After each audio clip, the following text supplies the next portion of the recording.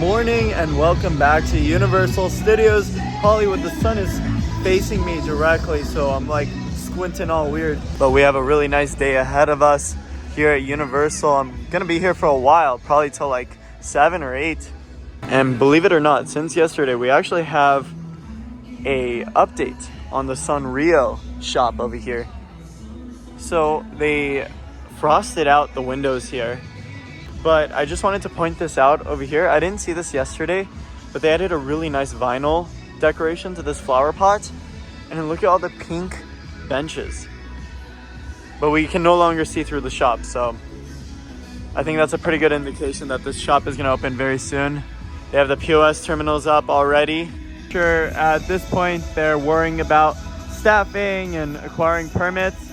I'm sure they'll acquire those permits very soon. This will probably open in like the next week or so. That's of course an educated guess. Oh, and the menu is gone. So it'll probably be back soon. Okay, quick shout out to Raz from our last video. I asked what this is, and they're just like beach towels. They're made of polyester, and they're not like full like towels. They're just beach towels.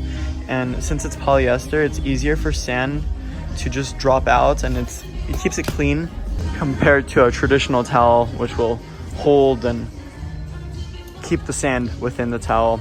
You have to like pat it out, but the sand will just slip out on those towels. So thank you, Raz, for that.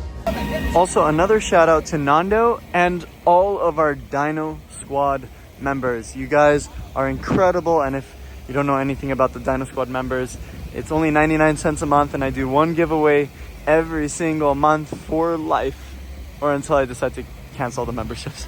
But additionally, I send out postcards for Halloween and Christmas. So thank you guys. And are those white doves that are flying? Whoa. God's here with me today. All right, let's head into the theme park and take a look at all of our updates. We are literally less than a week away from Horror Nights beginning. I hope you guys are excited. Halloween Horror Nights Orlando had their very first night last night, and we already started having those house POVs online, and everything looks so awesome out there. A few of the houses I didn't really like the museum one. It was all right. But I think my favorite out of all of them was Triplets of Terror and Insidious. Those two houses in Orlando were just insane, and I hope that gives me a lot of hope for the Insidious maze here in Hollywood.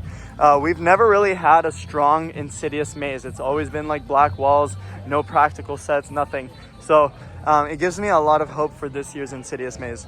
Also, with the recent quality of all of our haunted houses, I have a strong and promising feeling about the Insidious maze this year. All right, so everything in terms of the event has been announced at this point. If you haven't followed up with our last update, they announced that Chucky is coming back inside of the DreamWorks Theater. They're doing a very similar idea to Chucky's Insult Emporium that ended way back in the day for obvious reasons, but they're slightly bringing it back in a different way. You have to scan a QR code, ask Chucky a question, and he'll decide whether or not to answer that question. I think it's going to be a very PG-13, a very, what's the word I'm looking for? I think it's going to be more family friendly than previous years of Chucky's Insult Emporium, but it's going to be really cool at the same time. It's called Late Night with Chucky. Let's go say hi to Beetlejuice, because his movie is coming out in like a week. Oh my. Oh no, it's JP. How you doing? Good. How are you, Beetlejuice? Pretty good. No, I'm so excited for your movie. Comes out in like. Clear, man. That's what I'm waiting for, man. I have one question for you. I know you're pretty busy right now. What maze are you most excited for Horror Nights? Maybe Dead Exposure. Yeah, that one looks really cool. Dead guys. Oh yeah. Cool, yeah. Okay. All right. Oh, actually, Eternal Bloodlines. There's a few hotties there. You know, really? Oh. All right, Beetlejuice. It was good seeing you. Good seeing you, man. No weekend downs for you today, though. No weekend dance. Maybe you want to do that? No, it's all right. Okay, bye. Next, maybe. I'll think about it. Bye. Got it. See ya. All right, they added some entrance portals over here for the Purge Dangerous Waters. They don't have anything new added to this, except they added the Blumhouse sign on the bottom. But outside of that, it looks like the same logo as last year. I'm so excited for this show. I think every year it comes back, they're just gonna change a little bit of the script, add some new special effects and etc. I don't know what's happening this year, but I'm really looking forward to that show. Over here at Chucky's Dye Bar, it's a killer time. They're finalizing everything they need to do. Looks like the POS terminals are all up. They might add some lighting in the back. I'm seeing like a hanging cord over here. Actually, that looks like an Ethernet cord, so that might actually go to those POS terminals. And I think there might be a Chucky figure right behind this. It's covered up right now, but keep an eye out for it when the event begins. All the lighting has been set up and positioned. I'm sure they've already tested all of this. Yeah, excited. The Hollywood and Dine won't be transformed to anything themed to our knowledge. In the final food announcement, they did not say that Hollywood and Dine will be transforming to anything. I thought they would bring back Chucky's Barbecue, but it doesn't look like it's going to transform to anything. However, we have a lot more food offerings throughout the entire park. Here are some of the locations you can find Horror Nights themed items and food. At the City Snack Shop to the left of the plaza, they'll have some Quiet Place themed food items. Like they'll have corn chowder and a wooden board eclair. In the Plaza de los Muertos, obviously, they'll bring back all the classic food and drinks that you know and love. Mummy Eats at the lower lot will be transformed into Monster Eats, and they'll have a lot of food offerings over there for Horror Nights, like a spicy Korean corn dog. They'll have a Bride of Frankenstein cookie, and I think a cheesecake as well. The Weekend Nightmare Trilogy Bar is making a return, and Leatherface's Barbecue is making a return. However, this year we won't see the return of pizza fries, unfortunately, unless they bring it back without letting us know. I hope so. Donkey's out right now, but my focus is on the Fast and Furious roller coaster. Yesterday we saw 2 huge new supports added to the project, and I'm just curious to see if they've done any work within the last 24 hours. Here's a nice look at that platform and structure they're currently constructing. Not a lot of activity going on today though. It seems like the trend is that they only work Monday through Fridays and not Saturday or Sundays. But we have a nice view onto the switch track. It's not a terribly busy day today, so it's much easier to get views of this coaster. And then here's a look at one of the Murder of Crows props that we have set up. It looks like Baby Crow is sitting behind this little piece of covering. It looks like only during the event we'll be able to see Baby Crow, not during the daytime, which is okay. You can see that new piece of coaster supports all the way from here. It looks even crazier as we approach the front of the Simpsons ride. I know there's a lot of excitement with Horror Nights this year, but I'm also really excited to see Six Flags Fright Fest. I might actually head down there for their opening weekend, which starts literally the same weekend as Horror Nights starts, just on Saturday instead of Thursday. I don't know if I'll be there for the very first night, but I'll definitely be there for like either the second or third night. I also have a pretty extensive New York trip planned the following week after Horror Nights starts, and I want to share a lot from that trip. I'm going to see like the Ghostbusters firehouse in real life. So after we get to see it at Horror Nights, we get to see it in real life, the real thing. Not only that, but I have a lot of shows I plan on seeing, like Wicked or Cabaret at the Kit Kat Club. It's going to be a lot of fun. But I think since yesterday, I don't know if this is new or not actually, but we have connection. Oh yeah, these are new. These are definitely new. We have connections between these coaster supports now. These are keeping all the supports stable. It looks like they removed those cords that were holding it up. Some duct tape over here. I'm not sure if that's the most effective way to construct something. I'm just joking. Yeah, but the coaster track is taking shape on the bottom half, and eventually they'll add even more track. This is actually such a crazy element for a roller coaster, to go over a working escalator with people walking directly underneath it, inverting above them, going under them, and wherever else it goes. And then the sheer scale of these things are just insane. So excited for this coaster. I've been saying this in every video, just based on these coaster supports and the elements we're seeing arrive. I don't know if I'm gonna be able to do this roller coaster. I'm a pretty big wuss when it comes down to coasters. It's ironic because of what I do, but I'm not the biggest like coaster guy. So we'll see. We'll see if I'm able to do this or not. It opens in 2 years. Yeah, this thing is massive. You can't really tell over the camera, but I think this angle best describes on how big this coaster is going to be. Look at that. Wow. Wow. I mean, this piece of support over here is almost taller than the Minion building, and it starts from the bottom of the hill. Just imagine how big that one is. Oh man. Here's a look at dead exposure. Yesterday they were doing rehearsals on all of the haunted houses at the lower lot from the looks of it. And they were testing the lights and fog for dead exposure, so we got a look at that along with the audio. It was really hard to hear it over the phone, but they had like battle drums coming from outside of the facade. It was really hard to hear it if you're watching through your phone or like TV or whatever you're watching this through, but in person we were able to hear it very clearly. It's just that the escalator music was just so loud. It was a little hard to hear it through the device you're watching it on, but it sounded really cool. I'm excited to see what they do with The Weeknd this year as well. The Weeknd is one of my favorite artists, and they're featuring his newest album, a part of that Nightmare trilogy maze. The Weeknd announced that there's an additional story to the After Hours trilogy, and we have After Hours, Dawn FM, and the new album. We don't know what it's called, but there's a baby, so I don't know what it's speculated to be called, but I'm thinking like Rebirth or like Reborn.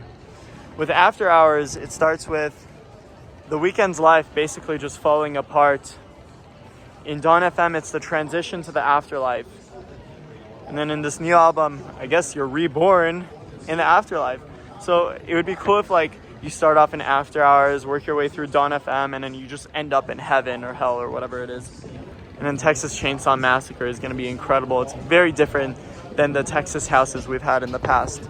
Here's a look at the Weeknd Nightmare Trilogy bar. Looks like we have like coffins on each of these trusses that have been set up. Neon light that's been set up above that canopy. Have a little sign over there. I'm not seeing any moving spotlights though, so I'm not sure if they're gonna do that again. I feel like that set the tone. And it was really cool because I live so close to the park, we could see the lights. Oh, there's a moving spot right there. But I live so close to the park that we were able to see the moving spotlights almost every night Horror Nights was on. And I've noticed a lot of you guys have been asking if Nintendo World will be open during Horror Nights. It's open for only day-night combo guests and express guests. So if you have express or a day-night combo or a VIP tour, RIP tour, you have access into Super Nintendo World only until 10 p.m. They close it right at 10 p.m. for maintenance overnight. Honestly, I don't think it's worth stopping into Nintendo World. If you have Express, maybe you're fine, but I don't think it's worth stopping into Nintendo World and wasting your time. It's gonna be a lot of mazes this year, a lot of things to see and do, and I'd rather you not waste your time with Super Nintendo World. By all means, you can always check it out if you want. I'm just not recommending it if you want to get through everything. No update with the Monstrous facade. I think they're basically done at this point. But in yesterday's update, they added some spooky cobwebs all around the trees, basically just everywhere. I'm not sure how long this is gonna last because of the wind and rain we might have. You can see already a lot of these cobwebs are falling off, so they're probably gonna have to remove these. But yeah, it looks great. It looks good. Enjoy it while it lasts, because it's not gonna last that long. Maybe some of it will, but not all of it. Based on the POVs I watched for A Quiet Place in Orlando, it doesn't look like in Orlando they used a lot of American Sign Language. I think that's more of us here in Hollywood, especially with our entire pre-show playing on these TV screens being entirely in ASL. They'll have captions on the bottom, but I don't think they'll have any sound playing with that. Out of all the houses, this is my most anticipated. I just can't wait. Can't wait. It's gonna be great. Over here they have a big poster for Horror Nights, and it has almost the entire lineup on the poster outside of The Weeknd and Texas. And I think it's only up to the IP. to see if they want to be added to the poster. I guess the weekend said no. They might have asked for additional royalties, and along with Texas Chainsaw, which actually is a little confusing because in the past they've said yes to both merchandise and being on the poster, but not this year. I'm unsure why, but yeah, that's what we have here. For $33, we have a new weekend t-shirt over here. I'm actually curious about the quality. No, it's still that lighter material. It's not as heavy. Very similar to other Horror Night t-shirts. I was really hoping that they would follow along the higher quality hoodie. Like, this is very high quality with the t-shirt, but yeah. Like, the t-shirts are fine and all. It's just, it's easy to poke holes around the neckline. And if you like get caught on something, it'll just completely rip the shirt without any hesitation. But it's a cool t-shirt, 33 bucks, and you can use your discount on it. What you can't use your discount on, and I don't think it's here, I don't think they restocked it, but the Slash vinyl records, those you cannot use your discount on. All right, guys, it's time for Horror Nights candle review time. We have the Halloween Horror Nights 2024 scented candle. Let's go ahead and smell it. You know what? This smells a lot like the blue Never Go Alone candle. I actually had it lit today, and it smells almost exactly like that. It's supposed to smell like the Horror Nights fog. It doesn't. But with a hint of lime on this one. It's actually pretty good. I have a really sick t-shirt over here for Insidious the Further. I think this is a little nicer than the other t-shirts they've put out. $33 for it. I don't think there's anything... Oh, why did they put something in the back? That was really unnecessary. I mean, it's not like big, and I guess most people wear backpacks to the park, so I don't think it matters that much, but I like the t-shirt design in the front. It's just the back I have a problem with. It's not like the biggest deal though. Another piece of Horror Nights Insidious merch here. Again, it's fine, but I don't know what they were thinking in the front of the t-shirt. Why put this so big and dead center? Put it like on the right and make the logo smaller. It would be a lot nicer. The design in the back is nice, but not the front. $40. Here's a look at the design in the back, in case you missed it in yesterday's video. Sick. And they're super inconsistent with their merch. Like, we have acid wash here, acid wash there, but the main t-shirts aren't acid wash. That's a little frustrating, but it's fine. Nothing in the back for this one, thank God. Really like the tote bags they had here. Let's see how much these were. 30 bucks, not bad at all. It's a little smaller, but it's nice. I like it. We have some more of those polyester blankets. It looks like these are great for bringing to the beach as well. Yeah, super soft. Looks like it would dry really quick as well because of how thin it is. Some Horror Nights necklaces and earrings and jewelry. That's all right. I mean, the bracelet, I'm not the biggest fan of. Super complicated. Unless these are earrings. I think these are bracelets. And we have necklaces here and earrings over here. Not bad, not bad. Honestly, now that I go back to this piece of merchandise, it's actually kind of growing on me. I wasn't the biggest fan the first time, but yeah, it's not bad. I think the other merchandise we have here makes it look good. I'm not trying to completely poop on Universal, but it's growing on me. Of course, we have so many awesome pieces of merch. Like, don't get me wrong, I love all the Insidious stuff. It's just super inconsistent, which bothers me. And then the Murder of Crows merch. Chef kiss. Same with the Eternal Bloodlines merch. Oh, why is this? Okay, it's a tank top. Interesting. I'm sure they have a t-shirt. Yeah, they do. And then they have a coaster. 20 bucks for this. And a little ornament. And these are 20 bucks as well. Let's go. Even more Scare Zone merch over here. This was very unexpected, to be honest. But they have Muerte Azul, the Blue Devil, the Blue Death. 30 bucks for this one. And they just brought the masks right over here as well.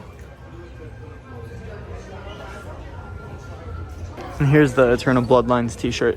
33 bucks for this one. Oh, 30 bucks. 30 bucks.